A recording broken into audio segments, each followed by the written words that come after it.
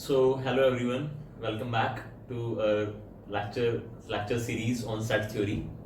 So, अभी तक हमने लेक्चर वन में क्लास सेट थ्योरी की जो बिगनिंग थी, जब वहाँ पे हमने कुछ जो आउटलाइन स्केच किया था, उसके हमने ऑलमोस्ट सारे पॉइंट्स कवर कर लिए हैं. हमने अपने पिछले लेक्चर के अंदर हमने पढ़ा था interval as a special subset of the real line. तो सबसे पहले हमने वहाँ पे इंट्रोड्यूस किया था कि इंटरवल था क्या, उसको ढंग से समझ लिया था, और how it is related to real line उसको जस्ट हमने टच किया था in the by taking an example of an interval a comma b where a was 2 and b was 5 as I can recall, or it was maybe it can be any two numbers. उसमें कोई they need not be fixed. मैं कहना क्या चाहता हूँ कि वहां पे a और b आप कुछ भी ले सकते हो, तो वो जरूरी नहीं है कि वो फिक्स्ड रहे. तो उसको हमने ढंग से समझ लिया था पिछले अपने लेक्चर में. अब हमने उसके बाद बोला था कि उसको हम आगे लेके जाएंगे, उसको समझेंगे ढंग से पूरा इंटरवल के बारे में. तो जो हमारा जो आज का लेक्चर है जिसका टाइटल है नथिंग बट इंटरवल्स, और उस लेक्चर की हमारी आज ये पूरी एक आउटलाइन है जो कि आप देख रहे हैं, जिसमें सबसे पहला जो पॉइंट है वो क्या है, डेफिनेशन है, जो कि हमने ऑलरेडी इंट्रोड्यूस कर दी है लास्ट लेक्चर के अंदर. So I'll not going to repeat it again. Actually, what was an interval?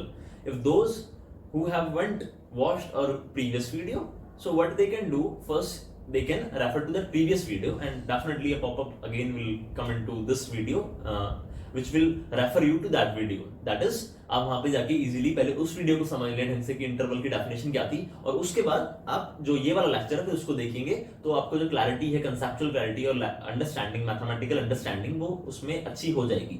तो अभी हम इस अपने लेक्चर में आगे प्रोसीड करते हैं. So as you can see the first point is definition, which as I already told, I have defined in the previous lecture, so it is completed. It's done. I don't need to repeat it again. Now, what is this subsection in this first point is the standard ones, basically the examples I have to consider in this lecture. So what it is, what a kind of expression it is. If you think it is nothing but an inequality. What it is? Inequality. अब ये है कि एक inequality क्या होती है, इसको तो हम आगे आने वाले चैप्टर्स में पूरा डिटेल पढ़ेंगे कि पूरा इनइक्वालिटी आपका चैप्टर है क्लास 11th में. Not only in CBSE, but it comes everywhere in mathematics if you are in class 11th or in higher text. So what I'm talking right now precisely is this inequality, how it is related to this our interval. We have to understand this. So what it is basically, it's nothing but a collection. What it is a collection of what? Real numbers which satisfy this property. And if you don't know what is real number, then again I request please refer to our first lecture on classification of numbers. You can get a clarity on that. So जो inequality है, अब हमने इसको लिखा है example, किसके अंदर लिखा है, इंटरवल वाले लेक्चर के अंदर. तो जो x greater than 6 है, इसको थोड़ा सा और मैं प्रिसाइजली अभी बताऊंगा आगे. उसके बाद एक और इसका एग्जांपल लिखा है इंटरवल का, कि वो सारे x क्या है हमारे, वो सारे रियल नंबर्स जो कि प्रॉपर्टी को सेटिस्फाई करने वाले हैं. तो वो जो नंबर्स प्रॉपर्टी को सेटिस्फाई करने वाले हैं, उन सारे रियल नंबर्स का जो कलेक्शन है, it forms an interval what we are doing actually, we are using this notation. It's a kind of I can say we are assigning a property to those real numbers which satisfy this condition, and all, if we take the collection of all such numbers together, it becomes what? An interval. Fine. If you want to observe it more precisely in a geometric fashion, what we can do, we can draw a real line. It's so simple. Oh, sorry.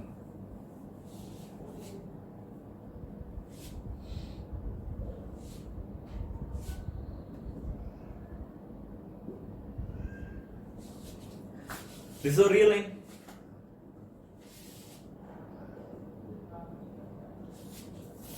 This is the point 6 on the real line. Let's continue now.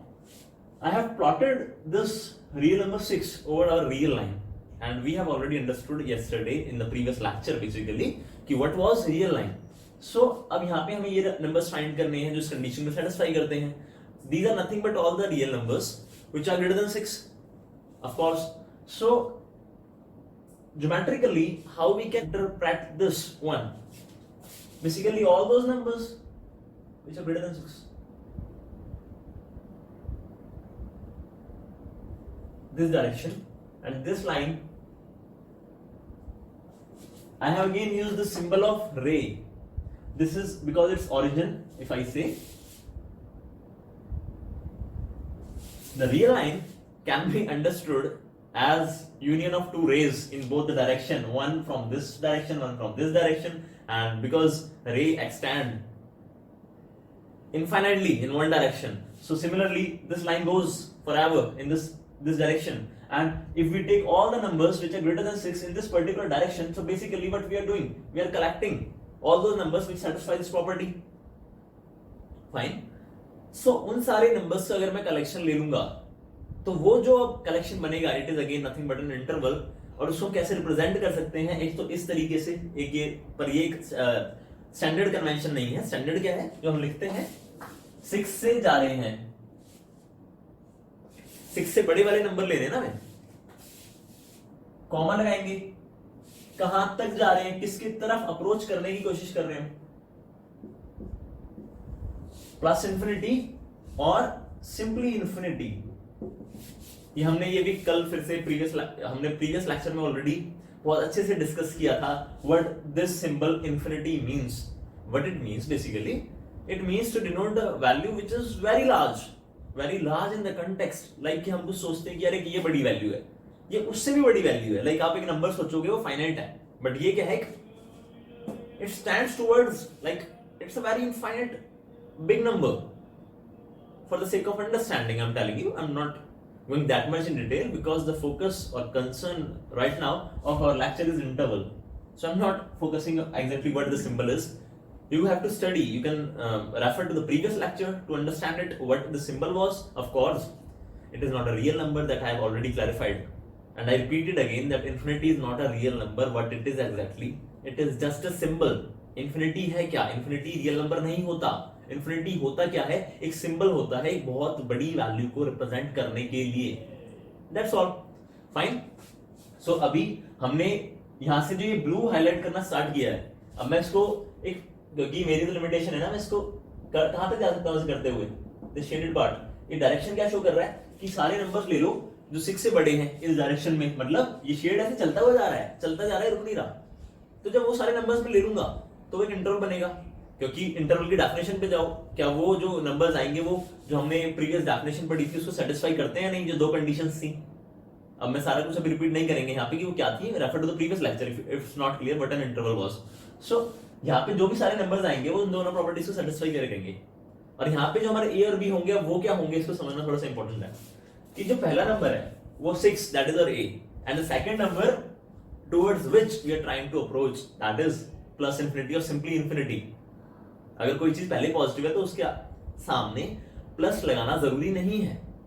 क्यों नहीं है, हम उसको कब लगाते हैं, जब हमें कुछ डिस्टिंग्विश करना होता है तो हम प्लस को यूज करते हैं. फाइन. तो 6 कॉमा जा किधर की डायरेक्शन में रहे हैं, infinity. Because we are not including 6 because we are taking the collection of all the numbers which are greater than 6, strictly greater than 6. So यहाँ पे अब जो कल पढ़ा था कि प्रीवियस लेक्चर में कौन सी ब्रैकेट आने वाली है, ओपन ब्रैकेट आने वाली है, बिकॉज 6 को इंक्लूड नहीं कर रहे हम ये. और इंफिनिटी को तो आप इंक्लूड कर ही नहीं सकते.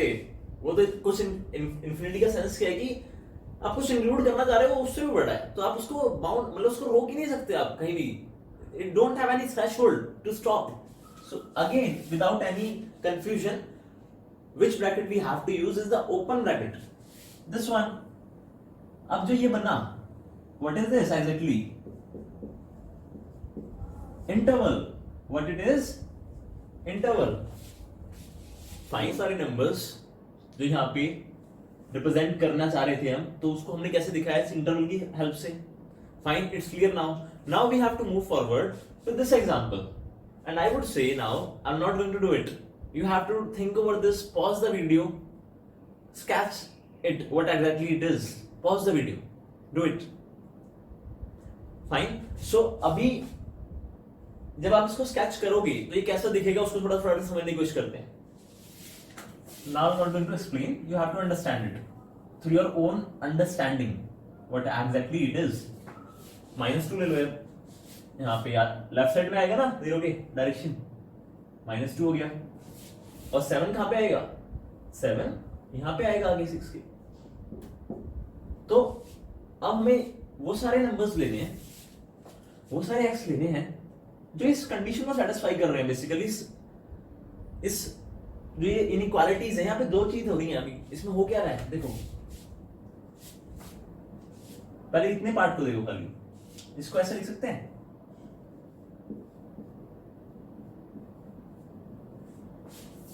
खाली इसको भूल जाओ कि ये कुछ है। अभी थोड़ी देर के लिए इतने को हाइड कर दो,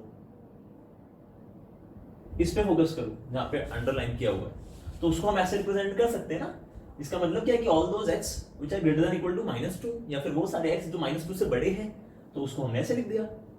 फाइन। अभी इसके बाद क्या है, जो ये वाला हिस्सा है पीछे वाला, ये वाला जो हिस्सा है, इसको कैसे लिख सकते हैं,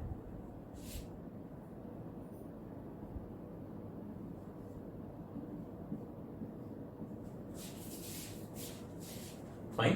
अब यहाँ पे दो चीज आ गई ना, पहली चीज क्या थी, हमें वो सारे एक्स लेने हैं जो -2 से बड़े हैं या फिर उसके बराबर भी हैं। इसमें दो चीज है, ग्रेटर देन इक्वल टू, इसको कैसे प्रोनाउंस करेंगे हम, x greater than equal to -2। What it means exactly, इसका मीनिंग क्या है कि वो सारे रियल नंबर्स जो -2 के बराबर हैं और -2 से बड़े हैं, मतलब आपने -2 को तो ले ही लिया इसमें, और जो हमने पहले पॉजिटिव वाली बात करी थी, जैसे 6 के केस में हमने क्या लिया था, x greater than 6, strictly greater than 6। तो यहां पे क्या हो गया, all those x which are equal to -2 and which are greater than -2। तो दो चीजों को हम एक साथ कैसे बोल रहे हैं, ग्रेटर देन और equal to.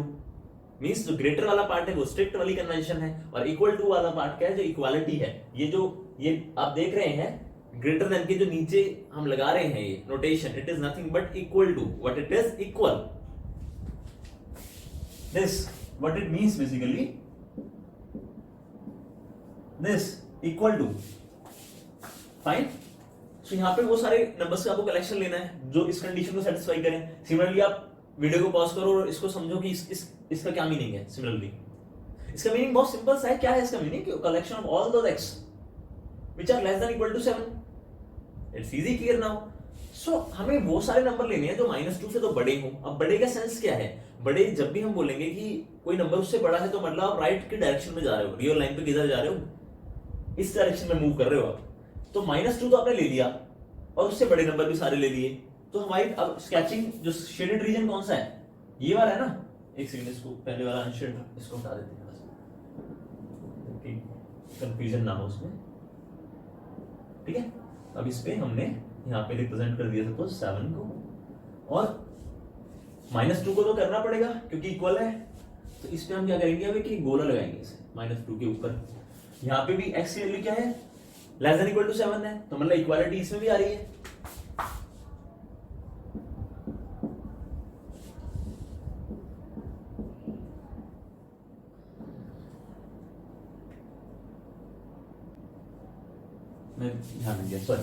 So x should be less than equal to 7, तो इक्वालिटी तो यहाँ पे आ गई, और स्ट्रिक्ट वाला केस वहां पे आ गया। तो इक्वालिटी की वजह से हमें क्या करना पड़ेगा, 7 के ऊपर इसको ऐसे बोल्ड में करना पड़ेगा, मतलब इसको हमने इंक्लूड कर दिया है। और स्ट्रिक्ट के मतलब 7 से सारे छोटे, -2 से सारे बड़े, और दोनों को लेना भी है साथ में। तो कौन से हो गए, यहां से सारा नहीं हो गए पूरा। सोचो एक बार में, इसको वीडियो को पॉज करो और think of it. So this expression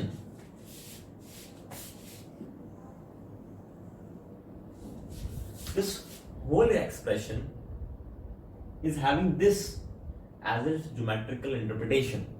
इस इनइक्वालिटी का जो ये पूरा कंपैरिजन है x का, जो ये कंडीशन भी और ये कंडीशन भी सेटिस्फाई कर रहे हैं सारे रियल नंबर्स, उसका इंटरप्रिटेशन इसको स्टार को रीड करते हैं। स्टार क्या है, बहुत इंपॉर्टेंट एक एग्जांपल है और इंटरवल में क्लैरिटी लाने के लिए। The set of all non-zero real numbers. I have write in bracket, think over this. Pause the video, think over this is in an interval. पहले इसको समझो कि ये लिखा गया है। The set of all non-zero real numbers. Non zero real numbers कहां से कहां तक हैं, पहले इसको समझ लें, पहले थोड़ा सा फिर जाते हैं इस क्वेश्चन पे एक बार दोबारा से। हमारी रियल लाइन कहां स्टार्ट है, माइनस इन्फिनिटी से, बीच में क्या दिया था हमने, जीरो लिखा था, इधर क्या था, इन्फिनिटी था। मतलब क्या है, हम स्टार्टिंग का सेंस क्या है कि इसमें मैं भी कोई प्रिसाइजली नहीं बात कर रहा हूं, for the sake of understanding खाली, कि अगर हम इस डायरेक्शन से इधर की तरफ मूव करना चाहें तो मतलब हमारा जो स्टार्टिंग पॉइंट है वो क्या है।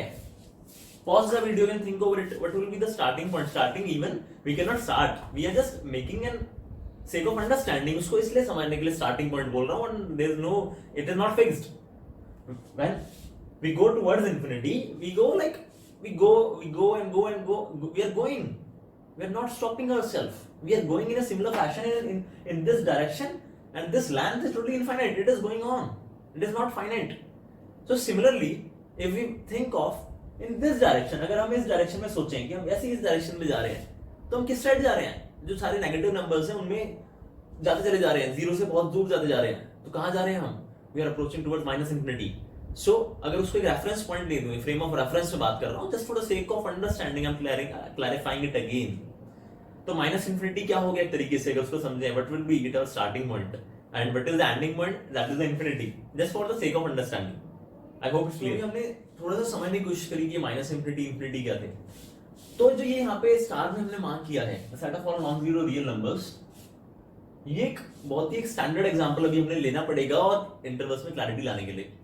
तो अभी हमने एक इंटरवल देख लिया, ओपन इंटरवल क्या था, क्लोज इंटरवल क्या था, वो अभी एक बार फटाफट से उसकी कैरेक्टराइजेशन करूंगा इंटरवल्स की, फिर से क्लासिफिकेशन में, मतलब कैटेगरीज में डिवाइड करेंगे वो बाद में। अभी पहले इस एग्जांपल को समझते हैं। तो पहले सोचो, पॉज करो video, set of all non zero real numbers. Non zero का मतलब क्या है, ये रियल लाइन है भाई, ये सारे नंबर्स क्या है, अगर सारे एक साथ ले लें रियल नंबर्स हैं, मतलब क्योंकि माइनस इंफिनिटी को इंक्लूड नहीं कर सकते तो ऐसे लिखना पड़ेगा, ब्रैकेट लगानी पड़ेगी ओपन वाली, कॉमा लेना पड़ेगा, जहां कहां तक रहे हो यहां तक जा रहे हो। समझ में आ रहा है कि हमने ये नोटेशन, अब इस रियल लाइन के लिए हम एक ये नोटेशन भी तो इंट्रोड्यूस कर सकते हैं कि स्टार्टिंग यहां से थी, स्टार्टिंग का सेंस कुछ और है, we can not include it, I have already make a good clarification on that we can not include those because they are out of the bounds. We cannot put any bound on them, we cannot restrict them, we cannot put a value out of which they will not go, they are out of our control totally. So पूरी real line को, पूरी real number line को जहां पे हम real numbers को represent करते हैं, क्या उसको हम ऐसे नहीं लिख सकते फिर? It is the standard convention to denote what exactly.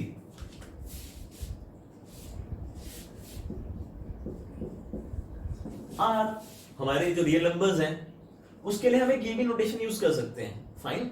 एक और नोटेशन क्या है, देखो कलेक्शन की अगर सेंस में जाएंगे, इसको ऐसे नहीं लिख सकते इस चीज को,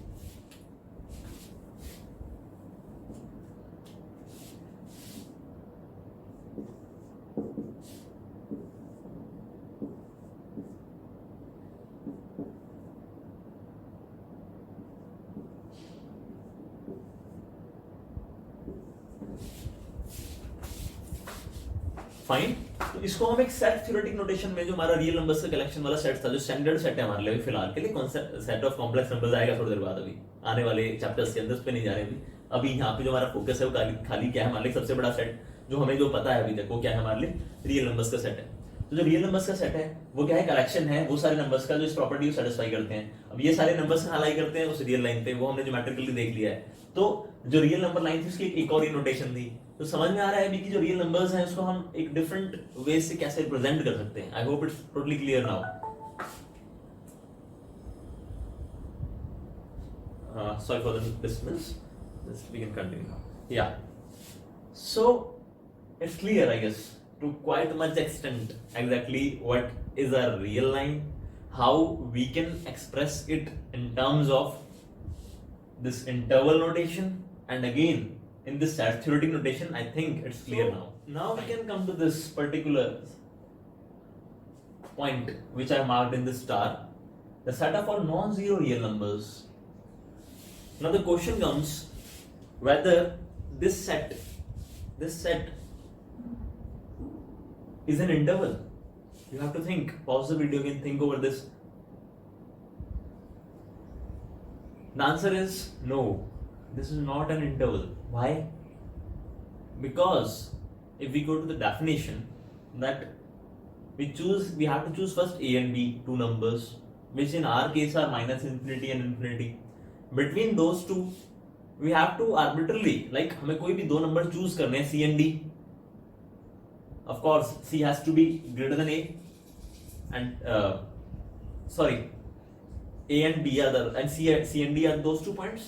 So what I'm telling basically, a और b हमने लिया था यहाँ पे, c और d दो नंबर और लिए जिनमें ये कंडीशन सेटिस्फाई करते हैं सब, कि c has to be greater than a, of course less than d, and d has to be less than b. ये आर्बिट्री है, like A B C D हम कुछ भी ले सकते हैं, तो इनसे कंफ्यूज मत होना कि ए यहाँ पे लिया है, बी यहाँ पे लिया है, सी यहाँ पे लिया है, डी यहाँ पे लिया है. इसको आगे पीछे हम कर सकते हैं. They are not fixed. What is fixed is their value, what we take. In our case A is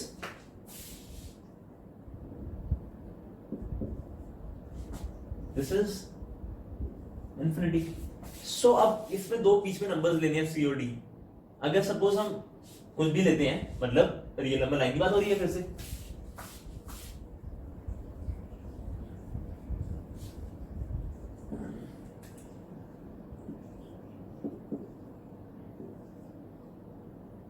इसमें कोई दो पॉइंट्स ले लो, एक यहां ले लिया सी, एक यहां ले लिया डी.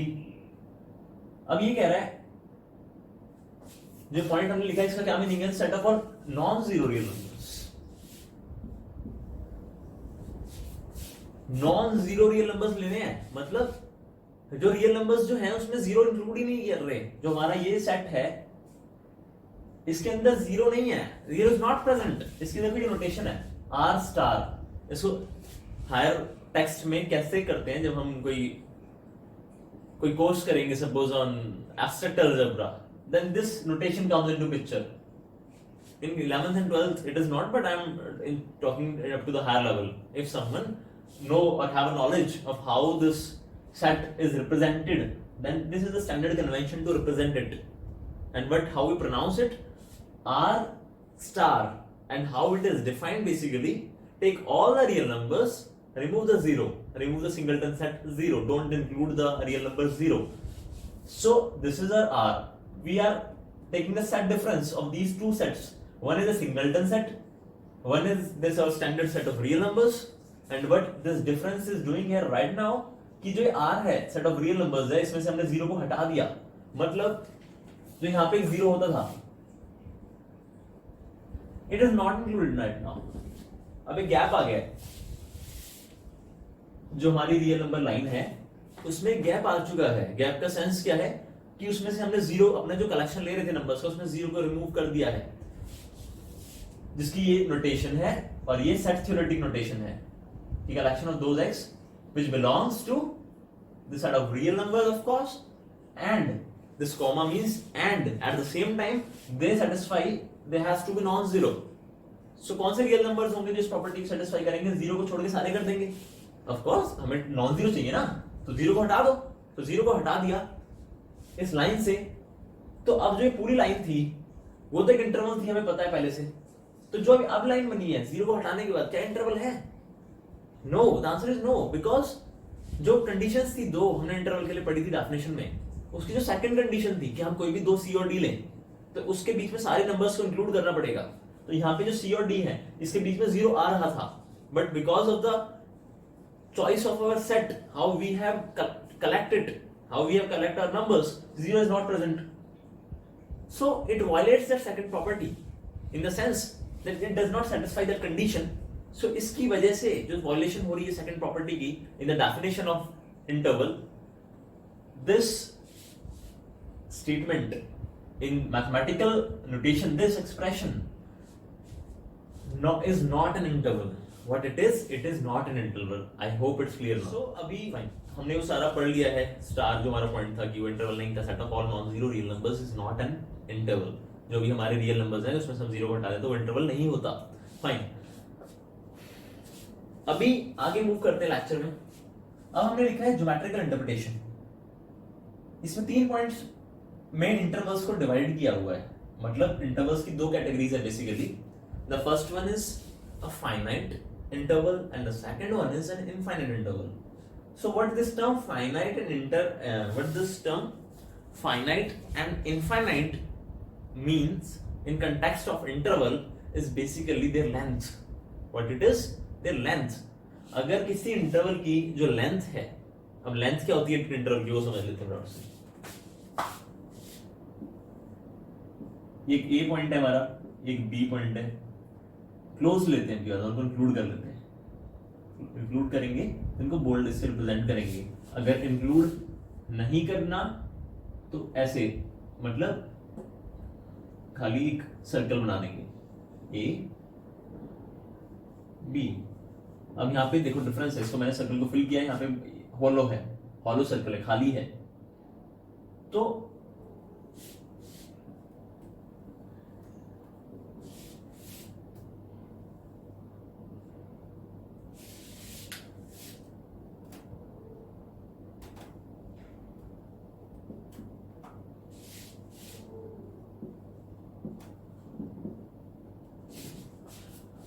तो जो हम इंटरवल ले रहे हैं ए से बी तक, इसकी जो हमें लेंथ फाइंड करनी है वो क्या होगी? डिस्टेंस है। What is this? Basically the distance from this point A to point B. And how we calculate distance from initial point to the final point? By taking the difference from the final point to the initial point. तो difference क्या होगा? जो बाद वाला point है उसमें से पहले वाले पॉइंट को हटा दोगे तो लेंथ पता लग जाती है। इन जनरल आप इसको कहीं भी अप्लाई करके देख सकते हो। Suppose I am standing here, I have to go to a place which is 10 kilometers far from here. So the point where I am standing right now is my initial point. The point where I have to reach, basically my destination, is the final point. If I deduct or take the difference from the distance from this final point to the initial point, then it is basically the length in terms of the distance which I have traveled to make this journey from the initial point to the final point. In our mathematics, what it means basically the length of this interval. How we have to calculate? We have to find the difference. Now one more interesting point, but I will not because there उससे confusion हो सकता है, उसको नहीं ला रहा हूँ picture में। तो हमें बेसिकली क्या करना है कि जो A से B तक की ये इंटरवल है, A से B तक का जो हमारा इंटरवल है, यहाँ पे दोनों को इंक्लूड किया है, तो इसीलिए ये इंटरवल कैसा है? क्लोज इंटरवल है। यहाँ पे दोनों को एक्सक्लूड किया है, तो इसकी वजह से ये कैसा इंटरवल है? एक ओपन इंटरवल है। तो एंड पॉइंट्स की वजह से, मतलब ये दोनों क्या है? इस इंटरवल के एंड पॉइंट्स हैं। ए लेफ्ट हैंड पॉइंट है, बी राइट हैंड पॉइंट है। सिमिलरली यहाँ पे है, लेकिन इसमें इंक्लूजन नहीं है, यहाँ पे इंक्लूडेड है। तो अब इनकी जो लेंथ है, इस केस में और इस केस में समझना पड़ेगा कि कोई जो पॉइंट होता है उसका लेंथ में कंट्रीब्यूशन नहीं होता। एक आइसोलेटेड पॉइंट का, आइसोलेटेड का सेंस क्या है कि जो बाउंड्री पॉइंट है हमारा, उसका लेंथ में कोई कंट्रीब्यूशन नहीं है। लेंथ कब कंट्रीब्यूट होगी? जब उस पॉइंट से आगे बढ़ जाओगे तब आपकी लेंथ काउंट होगी। तो हमें जब फाइंड करनी है लेंथ, तो बेसिकली हम क्या करेंगे? जो फाइनल पॉइंट है उसमें से जो हमारा इनिशियल पॉइंट है उनका डिफरेंस ले लेंगे, तो वो हमारे को क्या दे देगा? पूरा जो इंटरवल है उसकी लेंथ दे देगा। That's so simple. So this length is nothing but b minus a. Same case here, but of course in this case our b has to be greater than a. This condition should be satisfied. Otherwise it might happen that this difference comes out to be negative. If you are not very clear that this b has to be greater than a, then this difference has to be negative. And to remove that confusion and ambiguity, what you can do, you can use, now there is a function which comes into play, absolute function, absolute value, modulus. What it is do, it gives you non-negative value. So हम क्या करेंगे? अगर a से b तक की length find करनी है तो सिंपली ये भी कर सकते हो, ये कर लो या फिर ये कर लो, क्योंकि इसको हम इसको कैसे लिख सकते हैं अभी? -1 times a minus b, and in general mod of x is same as mod of minus x, provided whatever x you choose, here is no ambiguity because if you take 0 itself it will also work. I hope it's now clear this how this length is defined. तो fine, अब यहाँ पे ये समझना क्यों जरूरी था? क्योंकि हमने जो इंटरप्रिटेशन आगे समझना है एक इंटरवल का, जिसकी दो कैटेगरीज है, फाइनाइट इंटरवल, इनफाइनाइट इंटरवल। तो किसी इंटरवल को हम फाइनाइट कब बोलेंगे? जब उसकी लेंथ फाइनाइट होगी। लेंथ आप निकाल लोगे अभी, राइट हैंड पॉइंट में से लेफ्ट हैंड पॉइंट का डिफरेंस ले लेना, वो लेंथ आ जाएगी। तो अगर किसी इंटरवल की इनफाइनाइट लेंथ है, वो चले ही जाता है, खत्म ही नहीं होता, तो उसका कैसे ज्योमेट्रिक डिस्क्रिप्शन दें? वो थोड़ा सा एक बोलते हैं ट्रिकी है। ट्रिकी का सेंस क्या है यहाँ पे कि लाइक इसका बड़ा इजी है, इसको आप डायरेक्टली रिप्रेजेंट कर दिया ऐसे, हमारे केस में ये सारा जो है यहाँ से लेके यहाँ तक दिस कनेक्टेड पीस, इसमें क्या है, इनको इंक्लूड मत करना। तो जो ये पूरा बना है, ये दो इंटरवल्स हैं, पहले केस में क्लोज है, दूसरे केस में ओपन है, और ये इंटरवल कैसा आता है, इस कैटेगरी में आता है, फाइनाइट इंटरवल है। अब यहाँ पे दो चीजें कि जो हमने शेडेड यहाँ से ए से बी तक गए हैं दोनों केस में, अगर इस पीस को ले लूं तो what it is nothing but this line segment. User prior knowledge, we know what a line segment is. It is a piece of line having both the end points and its length is finite. In the simplest sense, we can say it like that. If you want to go more precise, you can study. Fine. So, अब ये जो intervals बने हैं, ये कौन सी category में आ गए? Line segment की कैटेगरी में आ गए. Rays. So I guess now here we have to think. There's some catch over here. I have marked this, but now I think we have to think it over again. The rays point. You can check. I give you as a like problem it. If we represent an interval in the form of ray, will it be finite or infinite? पहले तो आपको पहले ये समझना पड़ेगा कि रे होता क्या है मैथमेटिक्स में। Rays nothing but geometrical interpretation, इसका एक पॉइंट फिक्स होता है, दूसरे टाइम ये एक्सटेंड हो जाता है, like this, in this one direction और in this direction. If you take zero as a frame of point of reference, तो जीरो से दूर चले जाओगे तो जीरो को अपने एक जगह तो पॉइंट फिक्स है, तो ये जो रे है एक्सटेंड एक डायरेक्शन में होती है, इसकी एक सेट डायरेक्शन होती है। सिमिलरली अगर यहाँ में जीरो को ले लूंगा तो इसकी ये डायरेक्शन है। तो अब जो रेज बनेगी और ये सारा जो कनेक्टेड पीस है पूरा क्या होगा, इंटरवल होगा, पता है बाय डेफिनेशन अगेन। तो जो रेज हैं ये आपके लिए प्रॉब्लम है, you have to think and answer me in the comment section. This rays correspond to finite interval और infinite interval. I am not going to define it right now, I am not going to discuss it. Fine, along with the R itself, that is the real line itself, the geometrical interpretation I am trying to say, जो real line है उसका interpretation क्या है, हमने पढ़ लिया वैसे already, इसको मिटा देते हैं, लेंथ का हो गया।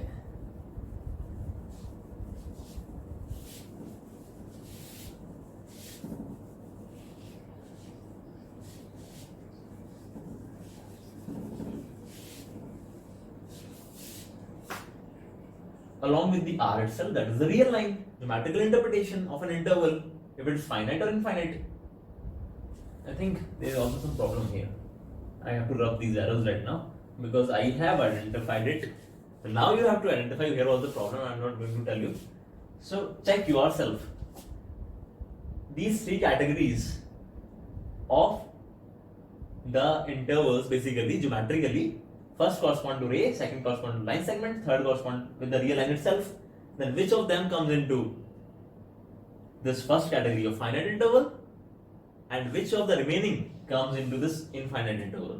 You have to think it yourself. I will be discussing it in the next video. I'm not going to discuss it right now. So I hope now you have clarified what an interval is, and to make it more clear, do refer to our previous videos in this series of set theory, और उसको please देखिए अच्छे से। Set theory को starting से पूरा देखना पड़ेगा, उसको पूरा आप देखेंगे तो उसका बेनिफिट क्या है कि कोई भी जो हम एक वीडियो में एक से ज्यादा जा रहे हैं, दूसरे अगले वीडियो में जा रहे हैं, तो there is some continuity there. You can not skip any single video because it might happen in the coming chapters that the single video which you have missed might be used there.